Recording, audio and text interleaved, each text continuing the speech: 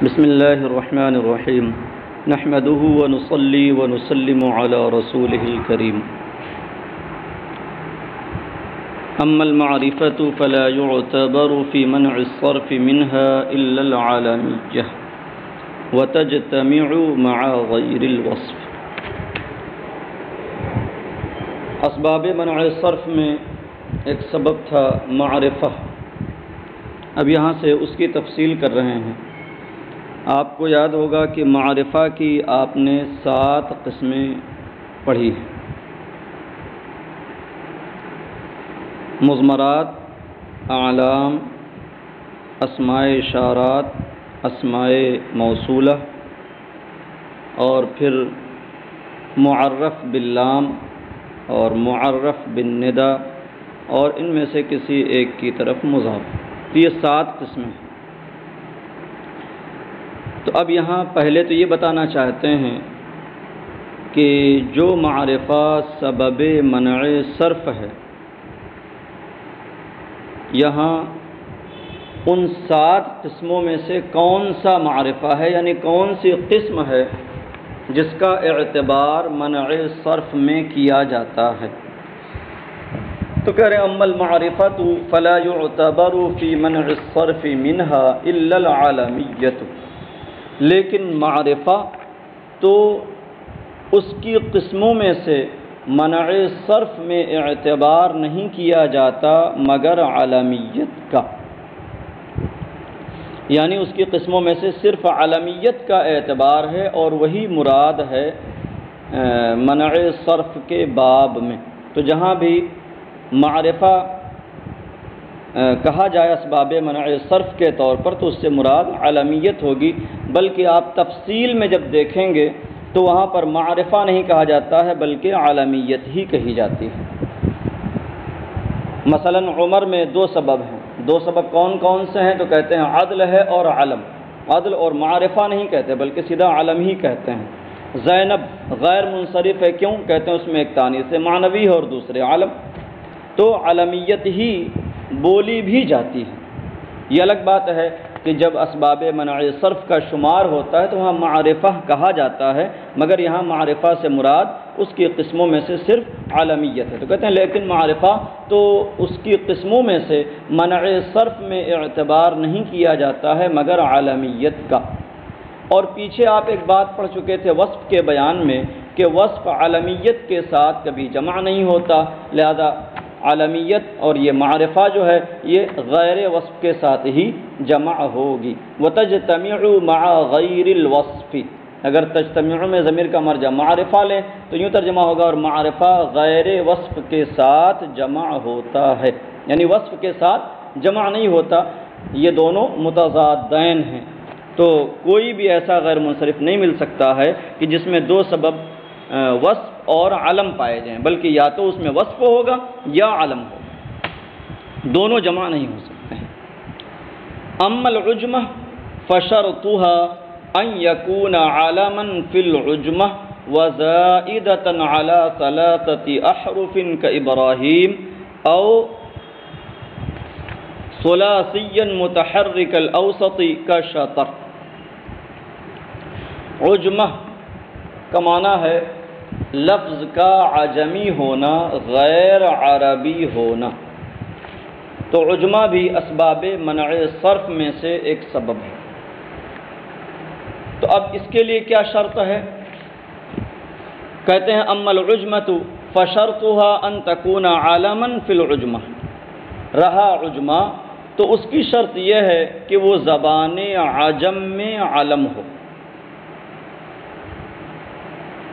اس شرط کا مطلب یہ ہے کہ وہی عجمہ سبب منع صرف ہوگا کہ عرب میں جب پہلی بار استعمال کیا گیا ہو تو بطور علم کے استعمال کیا گیا ہو، کسی کے معین نام کے طور پر استعمال کیا گیا ہو، تو یہ مان لیا جائے گا کہ وہ زبان عجم میں علم تھا اور ویسے ہی یہاں استعمال کر دیا گیا۔ تو کہتے ہیں لیکن عجمہ تو اس کی شرط یہ ہے کہ وہ زبان عجم میں علم ہو، لہذا اگر کوئی عجمی کلمہ زبان عجم میں علم نہیں بلکہ جنسی معنی میں استعمال ہوتا ہے،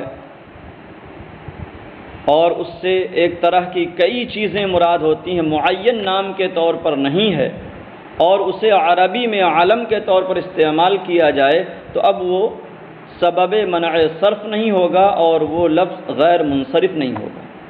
ایک شرط یہ ہوئی کہ وہ زبان عجم میں علم ہو، دوسری شرط ہے وَزَائِدَةً عَلَى ثَلَاثَةِ أَحْرُفٍ أَوْ ثُلَاثِيًّا مُتَحَرِّكَ الْأَوْسَطِ، اور دوسری شرط یہ ہے کہ اس میں 3 حروف سے زائد ہوں، یعنی وہ جو علم ہے زبان عجم ہی سے، تو اس کے اندر 3 حروف سے زائد پائے جاتے ہوں، جیسے ابراہیم، اسماعیل، اسحاق، یعقوب وغیرہ، او ثلاثیا متحرک الاوسط، یا ثلاثی ہو لیکن متحرک الاوسط ہو، اس کا بیچ والا حرف متحرک ہو، کا شطر، جیسے کہ شطر جو ایک قلعے کا نام ہے۔ تو شطر بھی اسی طریقے سے ایک نام ذکر کیا گیا ہے لمک، کہ یہ لمک حضرت نوح علیہ السلام کے والد کا یا ان کے آبا میں سے کسی کا نام تھا، تو یہ لمک بھی عجمی علم ہے اور یہ ثلاثی متحرک الاوسط ہے، اس لیے یہ غیر منصرف ہوگا۔ تو غیر منصرف ہونے کے لیے ایک شرط یہ ہوئی کہ زبان عجم میں علم ہو، اور دوسری شرط یہ ہے کہ 2 میں سے ایک بات پائی جائے، یا تو اس میں 3 حروف سے زائد ہوں، اور اگر دوسری بات یہ ہے کہ اگر 3 حروف ہیں تو اس کا بیچ والا حرف متحرک ہو۔ لہذا اگر ان دونوں میں سے کوئی شرط نہیں پائی جاتی ہے تو وہ عجمی علم غیر منصرف نہ ہوگا۔ کہتے ہیں فَلِجَامٌ مُنصَرِفٌ لِعَدَمِ الْعَالَمِيَّةِ، پس لجام یہ منصرف ہے علم نہ ہونے کی وجہ سے۔ لجام جس کا معنی لگام ہوتا ہے، لجام و حسن آپ نے پڑھا ہوگا، تو یہ لگام کو معرب کیا گیا، اسی کی عربی بنا لی گئی، تو یہ لفظ عجمی ہے لیکن یہاں پر علم نہیں ہے۔ ہاں اگر لجام کے ذریعے کسی کا نام رکھ دیا جائے، علم بنا دیا جائے، تو بھی یہ غیر منصرف نہ ہوگا، منصرف ہی رہے گا، کیونکہ شرط تھی زبان عجم میں علم ہونا چاہیے، اور یہ زبان عجم میں علم نہیں بلکہ یہ ایک اس میں جنس ہے، اس سے جنس مراد ہوتی ہے، لہذا زبان عجم میں علم نہ ہونے کی وجہ سے یہ لجام منصرف رہے گا۔ فَلِجَامٌ مُنصَرِفٌ لِعَدَمِ الْعَالَمِيَّةِ، پس لجام منصرف ہے علم نہ ہونے کی وجہ سے، بغیر نام کے بھی اور نام رکھ دیے جانے کے بعد بھی منصرف ہی رہے گا۔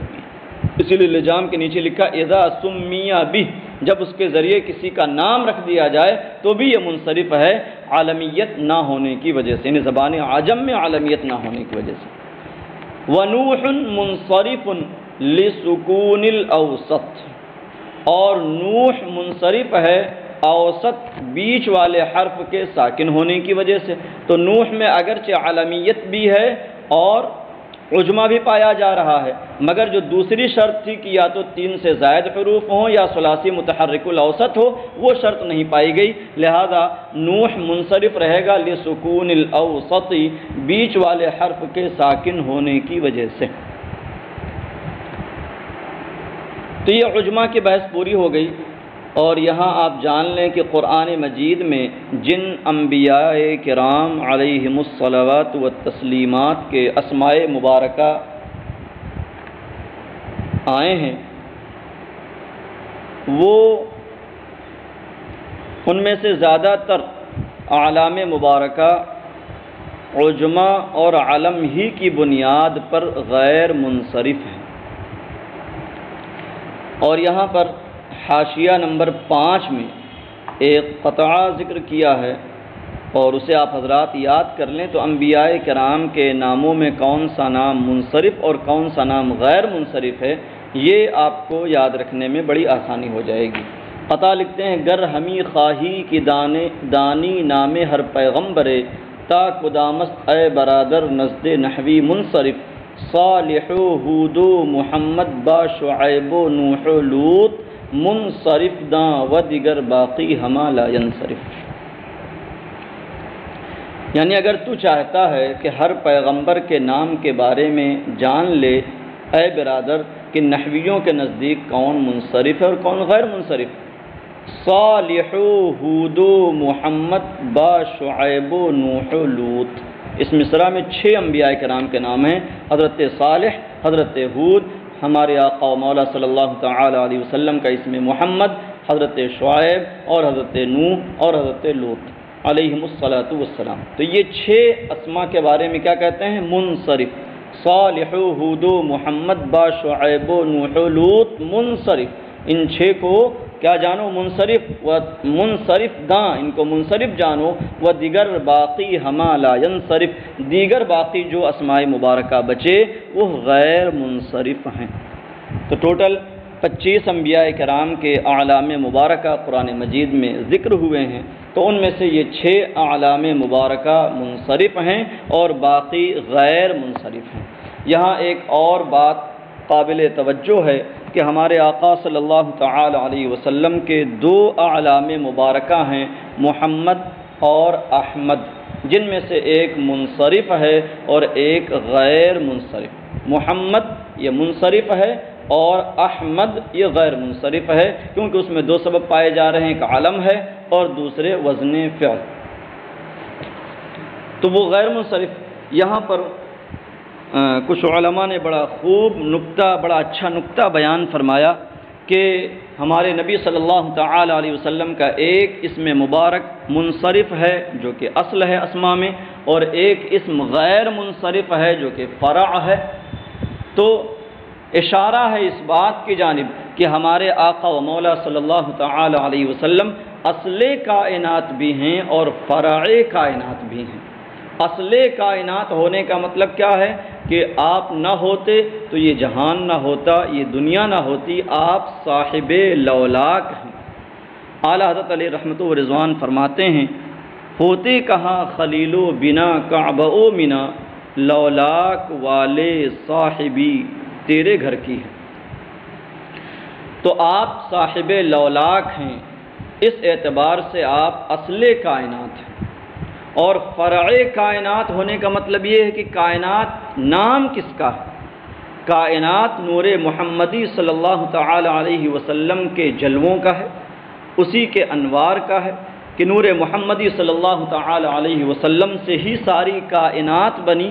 تو یہ کائنات ہے کیا؟ اسی نور محمدی صلی اللہ تعالی علیہ وسلم کے جلوے ہیں، اسی کی پھیلی ہوئی روشنیاں ہیں.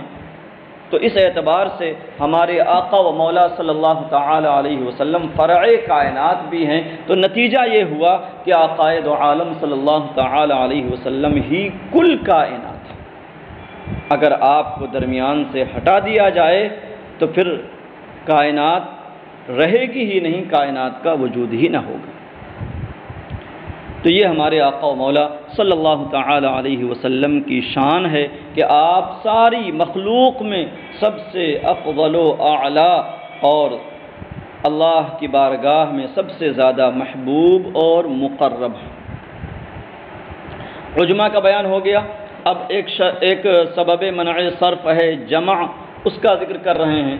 تو جمع آپ جانتے ہیں کسے کہتے ہیں، مگر مطلقاً جمع جو ہے وہ سبب منع صرف نہیں، اس کے لیے بھی کچھ شرط ہے. کہتے ہیں اما الجمع فشرطه ان يكون على صيغه منتهى الجموع، لیکن جمع تو اس کی شرط یہ ہے کہ منتهى الجموع کے وزن پر ہو. دیکھیے آپ نے پڑھا ہوگا کہ جمع کی 2 قسمیں ہیں، جمع تکسیر اور جمع سالم. جمع تکسیر وہ ہے جس میں واحد کا وزن سلامت نہ رہے، اور سالم اسے کہتے ہیں جس میں واحد کا وزن سلامت رہے، جس کی 2 قسمیں جمع مذکر سالم اور جمع مؤنث سالم.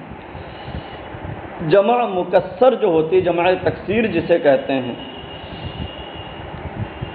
تو کسی لفظ کی، کسی واحد کی کبھی جمع تکسیر لائی جاتی ہے اور پھر اس جمع کی بھی جمع آتی ہے کلام عرب میں. تو کسی لفظ کی جتنی جمعیں بطور جمع تکسیر کے آ سکتی ہیں، وہ ساری جمعیں جب پہنچ جائیں، ساری جمعیں ہو جائیں، یعنی جمع کی جمع پھر اس جمع یعنی کسی لفظ کی جمع، پھر اس جمع کی جمع، اس کی بھی جمع تکسیر آ سکتی ہو تو اوپر والی۔ اب جہاں پہنچ گئے کہ اب اس کے بعد کوئی جمع تکسیر نہیں آتی تو اسی آخری جمع کو منتہی الجموع کہتے ہیں، یعنی وہ جمعوں کا منتہا ہے کہ اب جمعوں کی اس پر انتہا ہو گئی، اس کے بعد جمع نہیں آ سکتی۔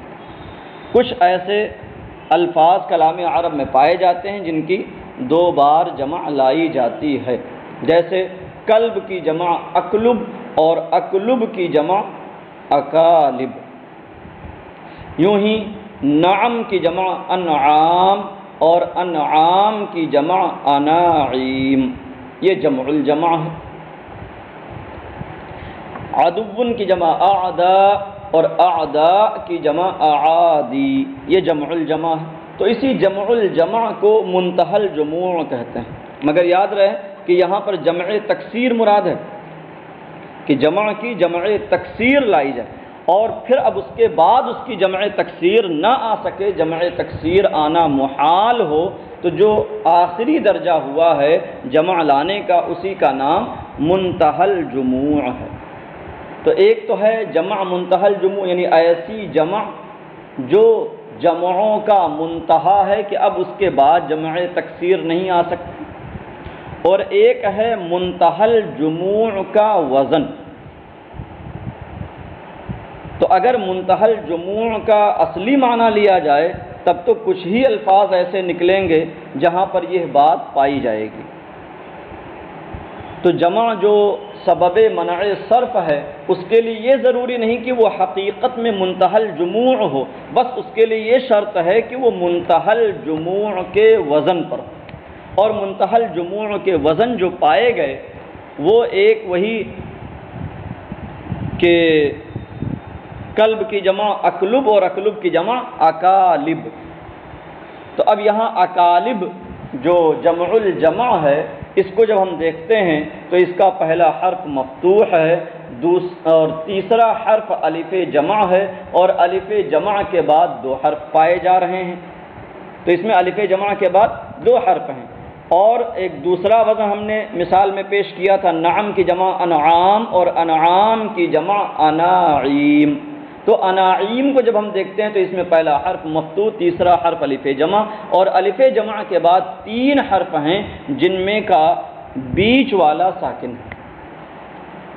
تو جو جمع بھی اکالب کے وزن پر ہو یا اناعیم کے وزن پر ہو، یعنی کہ اکالب کے وزن پر ہونے کے مطلب الف جمع کے بعد 2 حرف پائے جائیں، اور اناعیم کے وزن پر ہونے کے مطلب الف جمع کے بعد 3 حرف پائے جائیں جن میں بیچ والا ساکن ہو، تو جو جمع بھی اس وزن پر ہو، چاہے پہلی بار وہ جمع آئی ہو چاہے وہ منتہی الجموع حقیقت میں ہو، وہ غیر منصرف ہونے کا سبب بنے گی، سبب منع صرف ہوگی۔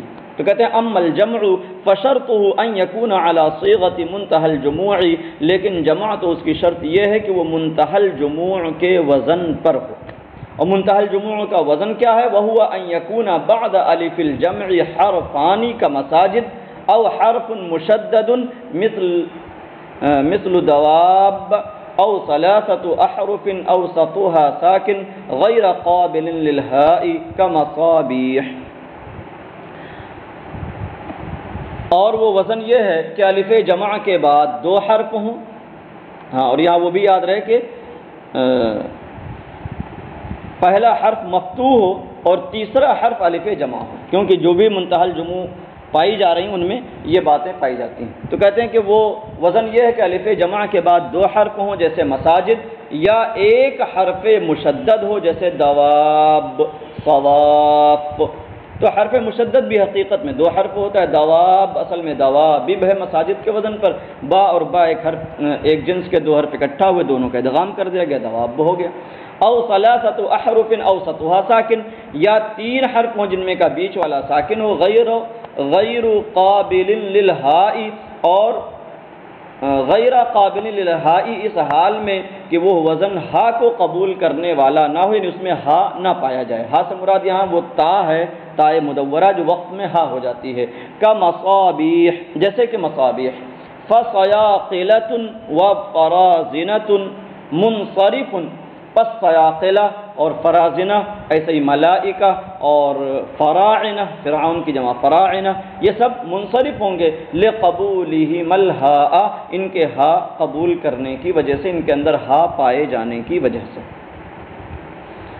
تو یہاں تک یہ منتہی الجموع کا وزن بیان کر دیا۔ اب کہتے ہیں وَهُوَ أَيْضًا قَائِمٌ مَقَامَ السَّبَبَيْن، اور یہ جمع بھی دو سببوں کے قائم مقام ہے۔ پیچھے آپ نے غیر منصرف کی تعریف میں پڑھا تھا کہ جس کے اندر دو سبب پائے جائیں، یا ایک ایسا سبب جو دو سبب کے قائم مقام ہو، تو تنہا ایک سبب کی وجہ سے وہ غیر منصرف ہو جائے گا۔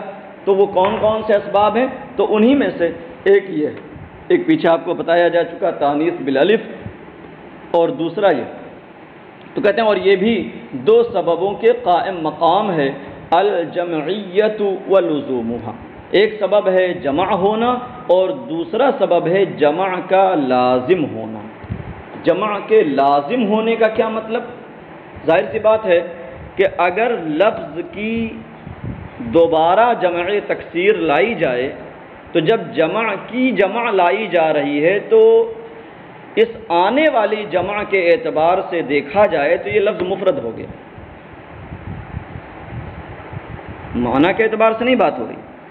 ایک لفظ کی جمع لائی گئی، اس جمع کی پھر جمع آ رہی ہے، تو یہ جو بیچ والی جمع ہے، اس اعتبار سے کہ اس کی جمع آ رہی ہے یہ مفرد ہو گیا، تو گویا کہ اس کی جمعیت ختم ہو گئی۔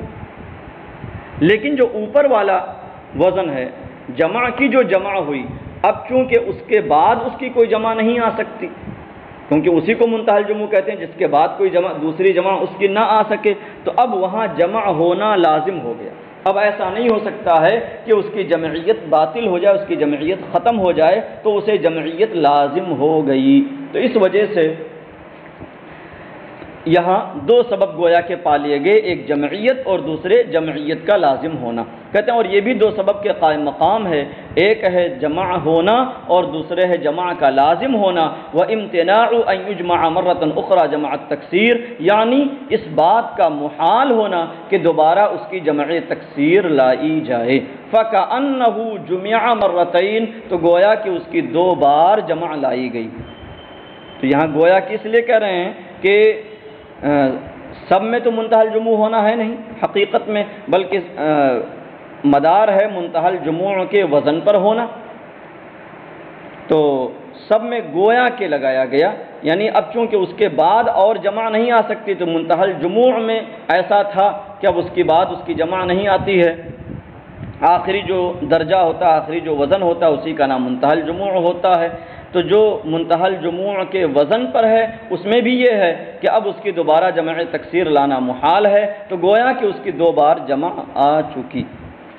تو اس وجہ سے یہ جمع جو منتہی الجموع کے وزن پر ہو، یہ دو سبب کے قائم مقام ہے، اور تنہا اسی جمعیت کی وجہ سے وہ اسم غیر منصرف ہو جائے گا۔ لہذا مساجد، مصابیح یا ان کے وزن پر جو جمعیں پائی جائیں وہ سب غیر منصرف ہوں گی، کوئی اور سبب تلاش کرنے کی ضرورت نہیں۔ السلام علیکم ورحمۃ اللہ وبرکاتہ۔